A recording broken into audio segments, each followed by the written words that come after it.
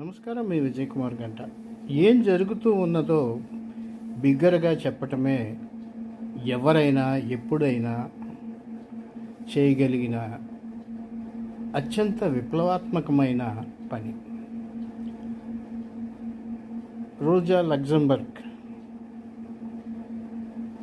కవితలోని కొన్ని మాటలు. నా దగ్గరికి ప్రఖ్యాత రచయిత్రి,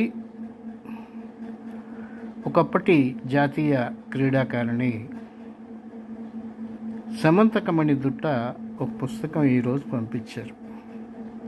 మేము గొంతు సవరించుకున్నాం.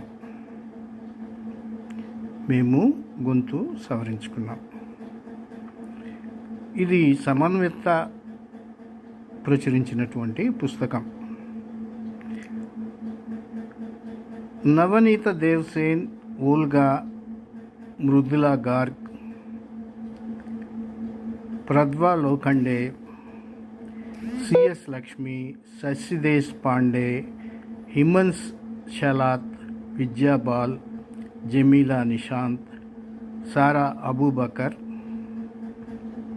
బోవి వీళ్ళంతా మూల రచయిత్రులైతే Mandarapu Haimavathi, Vadlamudi Padma, Simhadri Naga Sirisha, Velaga Pratyusha, Vemuri Satyavathi, Pramila Musunuri, K Mary Esther, Mary Teresa, Soumya, Dutta Samanthakamani, Simhadri Sarojini ఈ పుస్తకం నాకు అందినప్పుడు ఒకంత ఆశ్చర్యపోయా. చాలా మంచి ప్రయత్నం సమన్విత చేస్తుంది. వివిధ భాషలు, వివిధ రంగాలకు చెందినటువంటి